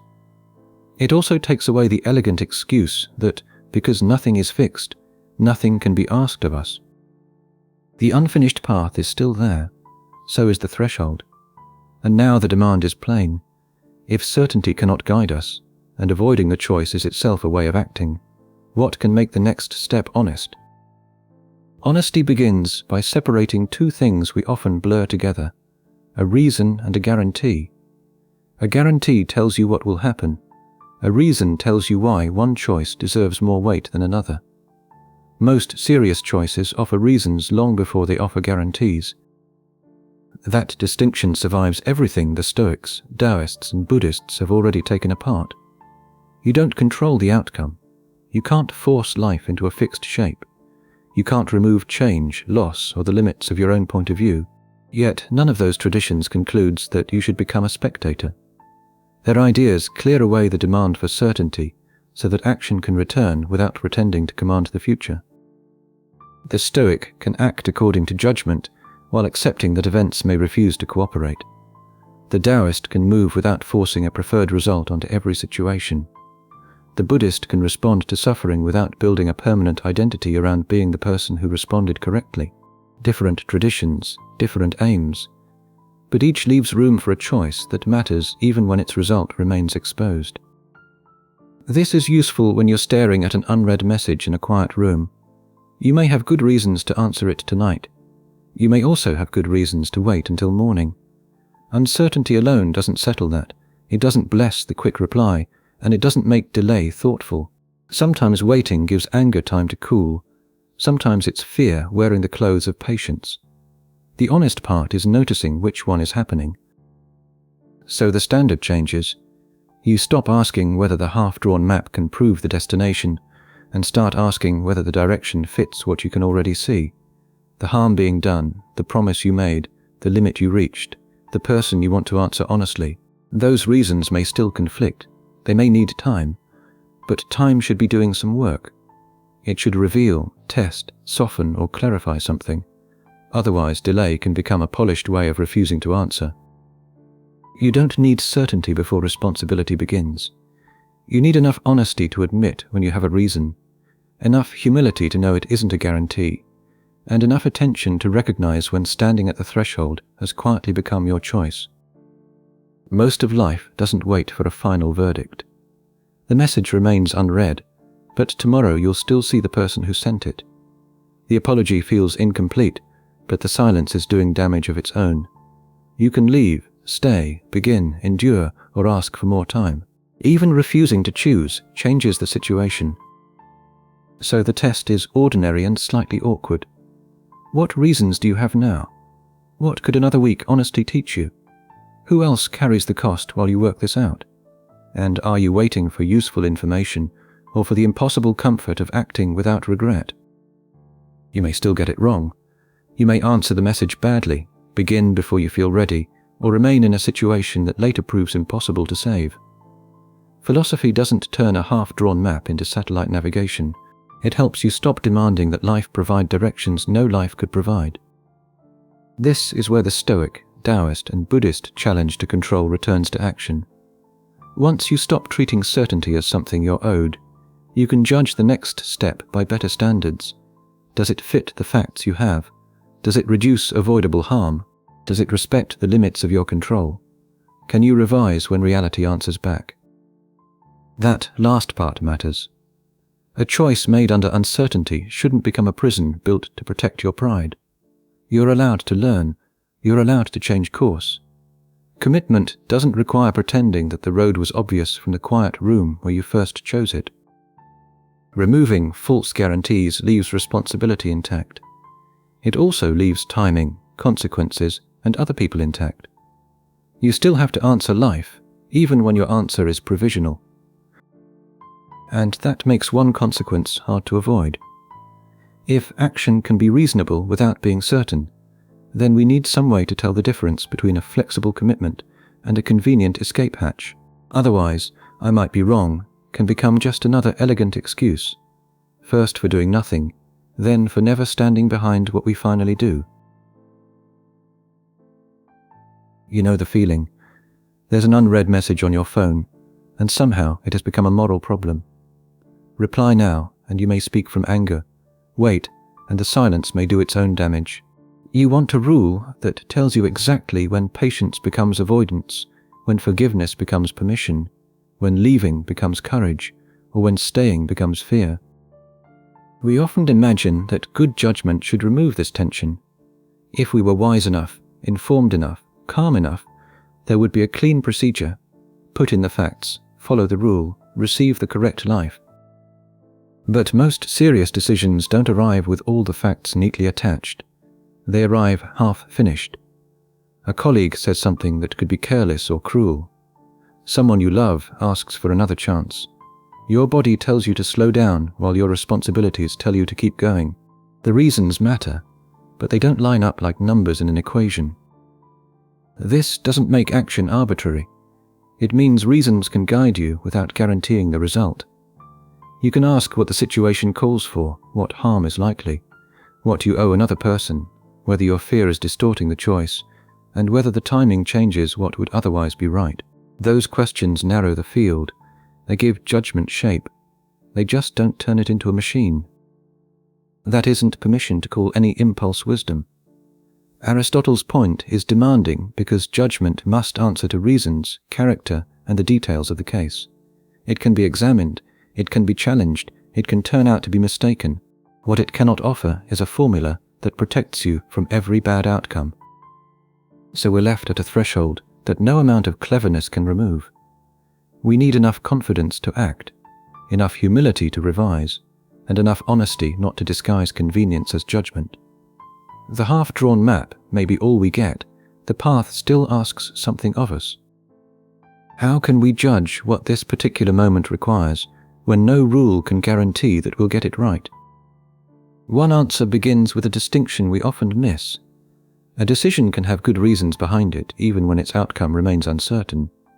We're used to treating those as opposites. If you can't prove the result in advance, the choice feels like a guess. But that sets an impossible standard for ordinary life. The accounts of Aristotle's ethics and practical reason in the Stanford Encyclopedia of Philosophy help make this clearer. Practical reasoning isn't the same kind of reasoning we use to prove a theorem. A theorem deals with fixed relations. Action deals with a particular person, in a particular situation, at a particular time. The facts matter, but so do proportion, motive, and what the moment allows. Suppose there's a message on your phone that you've left unread all evening. One rule says honesty is good, another says kindness matters. Neither rule tells you exactly what to write, whether to answer now, or whether waiting until morning would be care or avoidance. You still need reasons. You need to consider what was said, what you owe this person, what state you're in, and what your silence is already communicating. That isn't arbitrary. You're not choosing by mood alone. You're trying to see which features of this case deserve weight. Someone else could ask why you acted as you did, and your answer could be examined. Perhaps you noticed something important. Perhaps you gave your discomfort a noble name. Practical judgment stays open to that challenge. This changes what confidence can mean. Confidence doesn't have to mean believing your choice is guaranteed to work. It can mean that you looked carefully, acted for reasons you can defend, and remained willing to learn from what followed. The result may still hurt. The conversation may still go badly. A good reason isn't a private insurance policy against regret. Aristotle doesn't hand us a modern system for clearing an inbox or becoming perfectly decisive. His work points to a harder kind of competence. Learning to notice what matters here, in this case, without pretending every case is identical. That ability develops through experience, reflection, and correction. It is less like following turn-by-turn directions and more like reading a half-drawn map while paying attention to the ground beneath your feet. So when certainty is unavailable, the choice isn't between a flawless rule and a blind leap. There is a middle ground with real demands. You can gather the facts, test your motives, consider the people involved, and act on reasons that fit the moment. The path remains unfinished, but your next step need not be random. This is where practical judgment earns its name. It deals with particulars, this person, this history, this moment, this amount of pressure. Aristotle's account doesn't remove the need for reasons, it makes reasons more demanding, because you have to judge how they apply. Honesty matters, but honesty can become cruelty when timing and proportion disappear. Patience matters, but patience can become avoidance when you use it to postpone a necessary choice. That may sound dangerously flexible. If every situation is different, couldn't we excuse almost anything by saying, "It felt right at the time"? Yes, the idea can be misused, especially when judgment becomes a flattering name for impulse. But practical reason isn't permission to do whatever suits you. Your reasons must survive contact with the facts, with other people's interests, and with the kind of person your choice is helping you become. Mistakes remain possible, you just don't get to call a preference wise because it arrived wearing a serious expression. So you wait 10 minutes before replying, not because 10 minutes is a universal law, but because anger is currently doing too much of the thinking. You leave a job after months of reflection, not because leaving always proves courage, but because staying has become a way of refusing what you already know. You forgive someone without restoring the same trust. You commit without pretending the future has signed a contract with you. These choices aren't arbitrary, even though none comes with a guaranteed result. They can be more or less attentive, more or less proportionate, more or less honest about what the situation asks.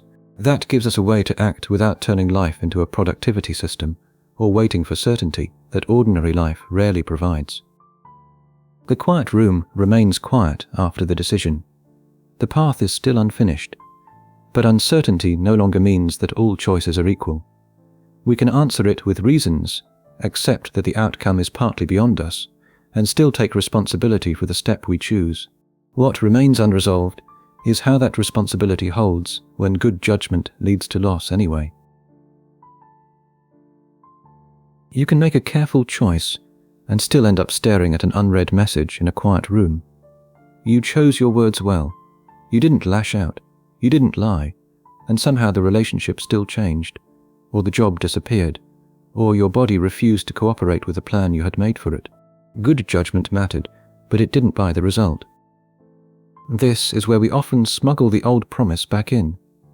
We accept that certainty is impossible, then quietly expect wisdom to provide a substitute, a reliable method, a settled mind, perhaps a peaceful ending in which everything finally makes sense. We lose the fantasy of total control and immediately begin shopping for a more tasteful version of it. But a positive ending doesn't have to restore comfort. It may leave you with fewer illusions instead. Less belief that you can control every outcome. More patience before agreeing with the first story your fear tells you. Less forcing when a situation won't bend. Less demand for solid ground where none exists. And better judgment about the step that is actually yours to take. Several sources can bring us near that conclusion without saying the same thing. Their agreement is partial. Each removes a different false guarantee, and those differences matter. If we blend them into one soothing voice from the past, we lose the exact pressure each one places on us. We also create the very thing they cannot honestly offer, a universal system with ancient branding. What can change is the demand you bring to that moment. You can stop requiring the choice to guarantee peace. You can slow down before treating panic as evidence. You can notice when you're trying to force another person, a future outcome, or your own frightened mind into becoming fixed ground. None of this gives you a checklist. It gives up the checklist. The unfinished path remains unfinished. The map is still only half drawn. Yet losing false guarantees doesn't leave us empty. It clears away the promises that made reality seem defective whenever it refused to obey. The demand now becomes sharper. If wisdom cannot promise control, peace, or firm ground, what can it still honestly give us when a good choice ends in loss? This is where traditions that sound similar from a distance begin to separate. They may all loosen our grip on certainty, but they don't do it for the same reason. Agreement at the level of mood isn't agreement about how life works. If we turn them into one soothing chorus telling us to accept what is, we lose the very distinctions that make them useful. The Stoic move is to remove the illusion that good judgment can control the result.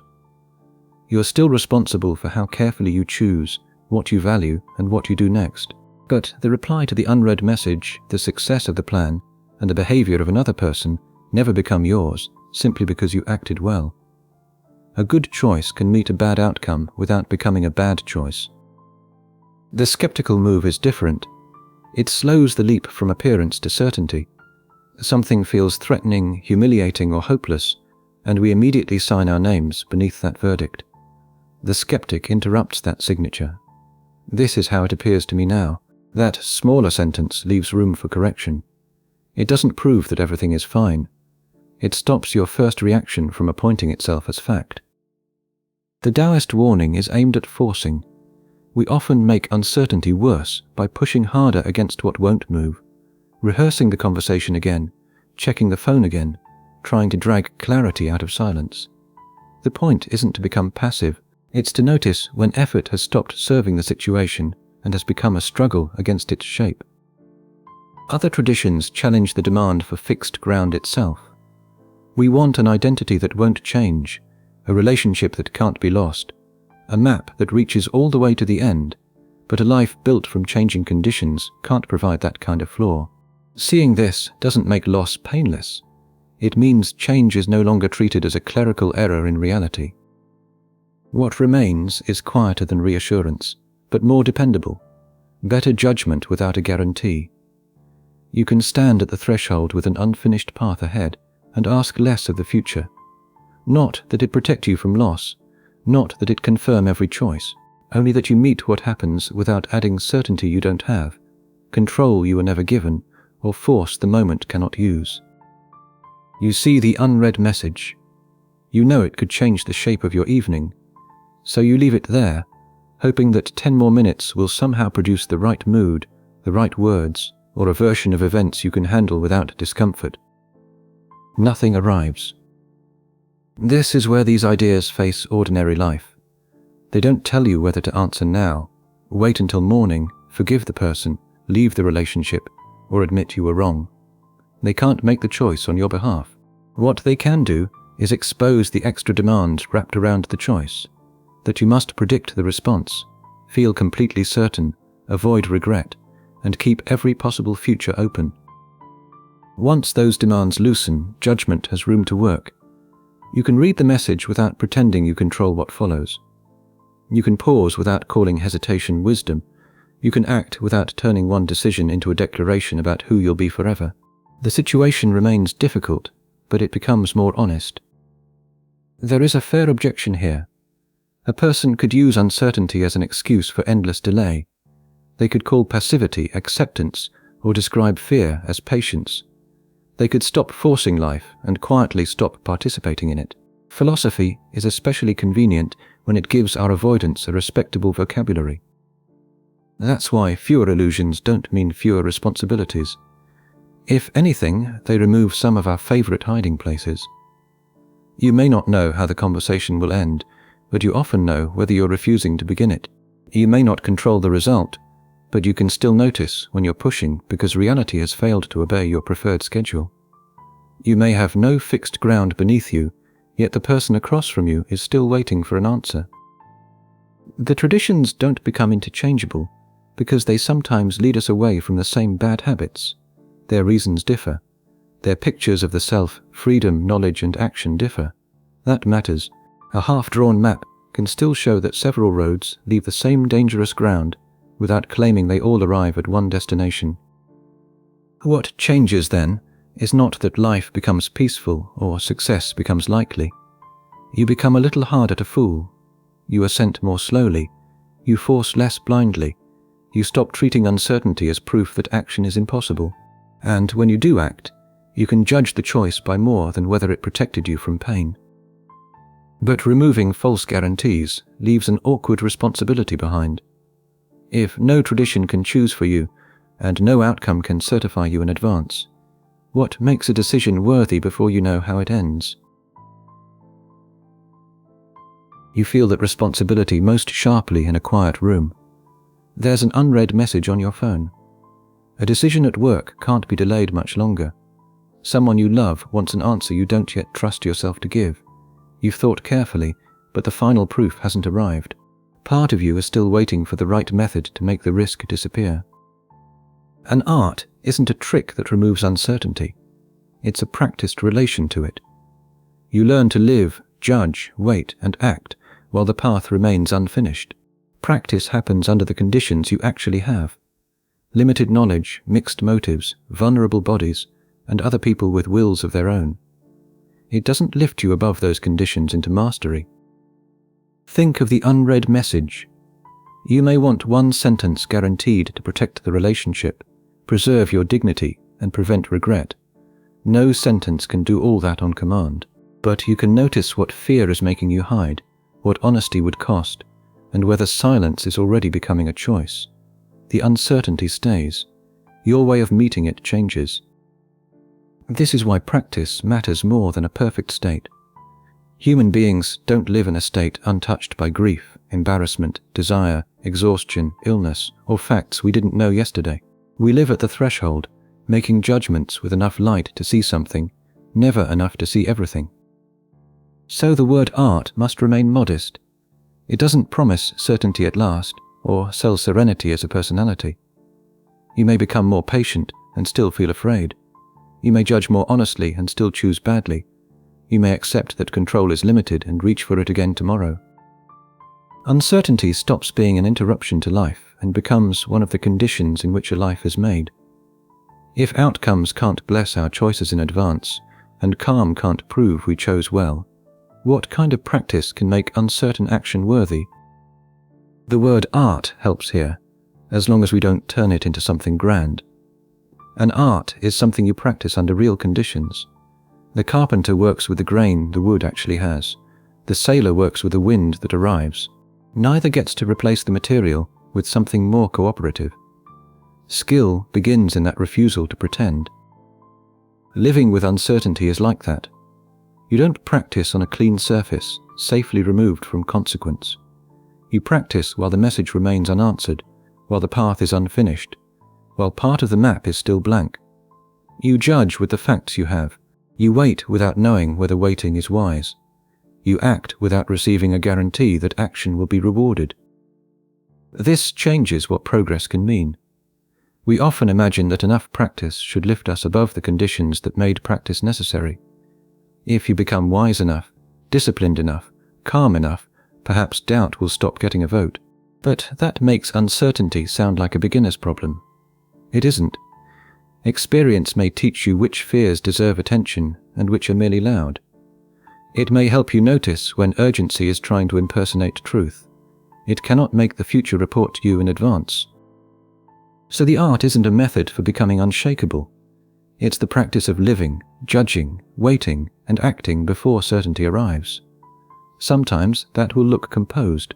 Sometimes it will look like sitting in a quiet room, picking up your phone, putting it down again, and admitting that you still don't know what the silence means.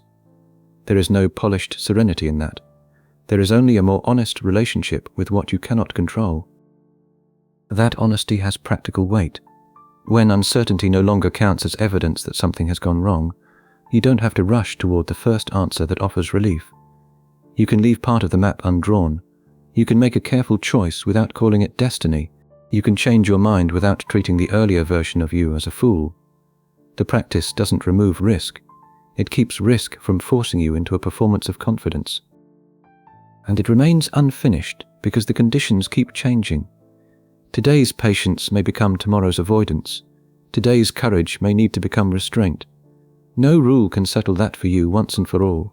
The art lives in the adjustment, looking again, judging again, acting again, with no promise that repetition will turn you into someone beyond doubt.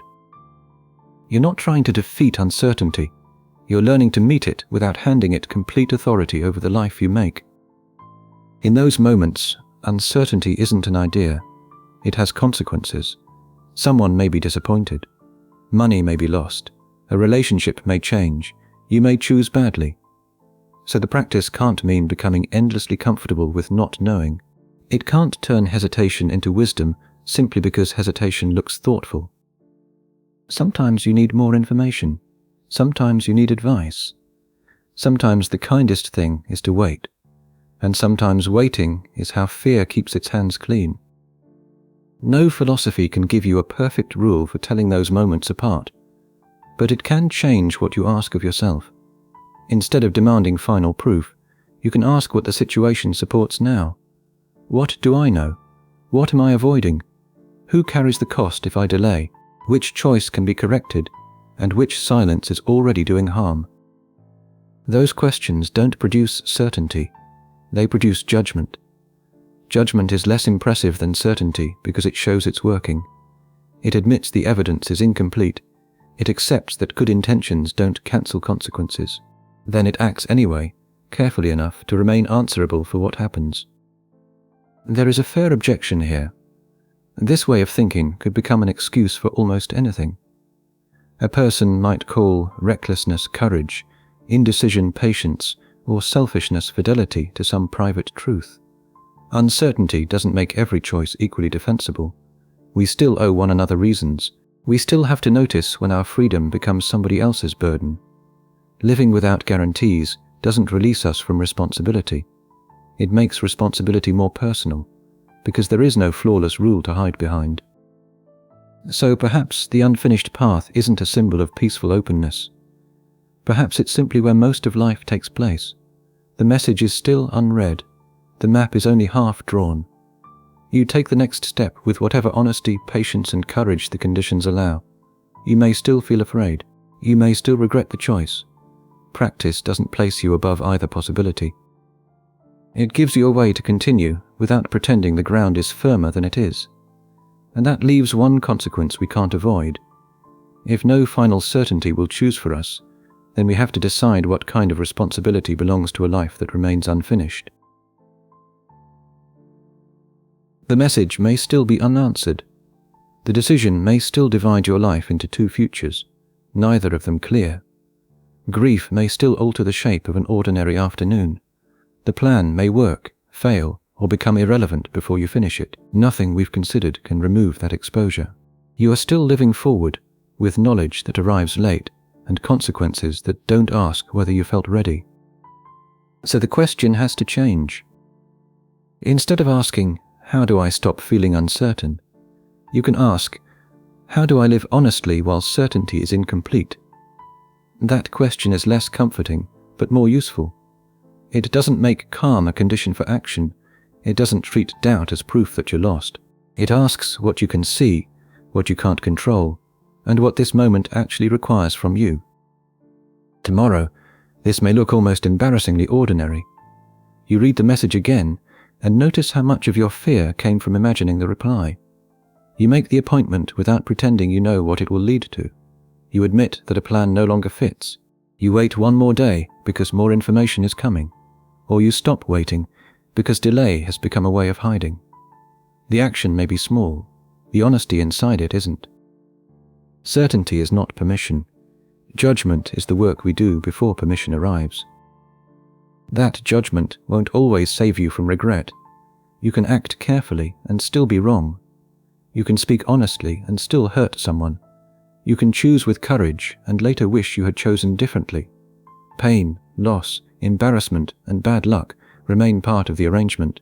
A serious philosophy cannot promise otherwise without becoming another story we tell to escape the conditions of being alive. But there is a difference between being vulnerable to error and surrendering your life to fear. There is a difference between admitting that the ground moves and refusing to take another step. When you stop demanding a guarantee, you don't become careless. You become available to the evidence that is actually here. The promise you made, the limit you've reached, the person in front of you, the cost of silence, the fact that tomorrow cannot be negotiated in advance. The unfinished path is still unfinished, yet the next few steps may be visible. Perhaps you apologize without controlling whether you're forgiven. Perhaps you leave one evening unscheduled and discover how quickly you reach for noise. Perhaps you choose the less impressive option because it fits the life you truly have. None of this settles the future. It places you in a cleaner relationship with it. And maybe that is what you can honestly carry. Not confidence that everything will work out, but a willingness to meet what happens without inventing certainty first. You can let appearances remain appearances until they deserve your agreement. You can release what cannot be forced. You can make one responsible choice without turning it into a theory of your whole life. The old question wanted uncertainty to disappear before living could resume. The new one accepts that living is the place where judgment is formed. You move, pause, revise, and sometimes begin again, not because the path has finally explained itself, but because this step is yours to answer for. You do not need final permission from the future. You need enough honesty for the step beneath your feet.